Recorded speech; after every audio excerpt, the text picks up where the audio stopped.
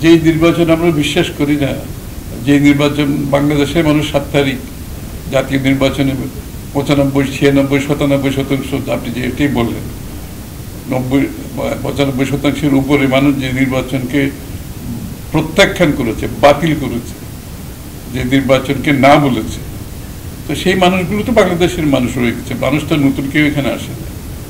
এবং তারা যেভাবে গতবার প্রত্যাখ্যান করছে আমরা নিশ্চিত তারা এবারও প্রত্যাখ্যান করবে। এবং এই প্রত্যাখ্যান করার জন্য আমাদের রাজনৈতিক দল হিসাবে এই ভুয়া নির্বাচন, এই জবরদখলের নির্বাচন, এই মিথ্যাচারের নির্বাচনকে যাতে জনগণ যাতে না বলে, সেটা তো স্বাভাবিকভাবে আমাদের রাজনৈতিক দল হিসেবে আমাদের দায়িত্ব সেটা।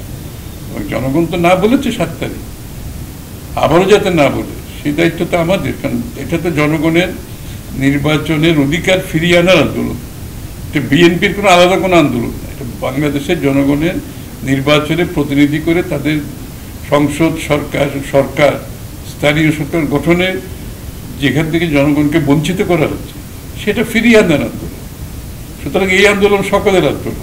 মানে সেটা তো জল থেকে কর্মসূচি দেওয়া হবে, কি এক্স্যাক্টলি দেওয়া হবে আমার তো জানা নেই, এবং কর্মসূচি দেওয়া হতে পারে। এবং এটা তো রাজনৈতিক দলের কাজ, একটা অগণতান্ত্রিক ব্যবস্থাকে প্রতিবাদ করা এবং জনগণকে সাথে নিয়ে সেখান থেকে জনগণকে মুক্ত করা, এটা তো আমাদের কাজ, তাই না? রাজনৈতিক দলের কাজ তো সেটাই। নিয়ন্ত্রণ না থাকলে 95% মানুষ যে নির্বাচনকে প্রত্যাখ্যান করেছে, মাঠে কার নিয়ন্ত্রণ, এটা তো বোঝা গেছে না? বিএনপির ডাকেই তো, বিরোধী দলের ডাকেই তো 95% মানুষ ভোট কেন্দ্রে যায়নি। কার নিয়ন্ত্রণ আছে তাহলে? নেতা কর্মীরাই তো এই কাজগুলো করেছে, তাই না? মাঠে ঘাটে নেতা কর্মীরাই তো, বিএনপি নেতা কর্মীরা তো ভোট বয়কটের ডাক দিয়েছে, তারাই তো লিফলেট বিতরণ করেছে, তারাই তো মানুষকে আবেদন করেছে। এটা তো আকাশ থেকে পড়ে নাই, বিএনপি নেতা কর্মীরা সারা বাংলাদেশে এই কাজটা করেছে না? তাদের ডাকে সারা দিয়ে তো 95% মানুষ ভোট কেন্দ্রে যায়নি। ওইরকম আমাদের সাজানো আরো ওইরকম ওই যাওয়া না। বিএনপির মূলত সাধারণত বিএনপির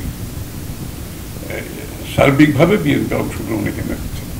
ছোটছাটা এগুলো তো এগুলো কোনো হিসাবে না, এগুলোর কথা আলাপ করে লাভ নেই।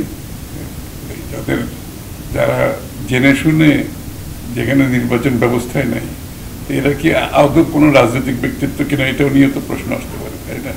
তো সুতরাং যারা বিএনপির রাজনীতিতে মূলধারায় আছে, কারণ নির্বাচন যেখানে নাই সেখানে অংশগ্রহণের প্রশ্নটা আসছে।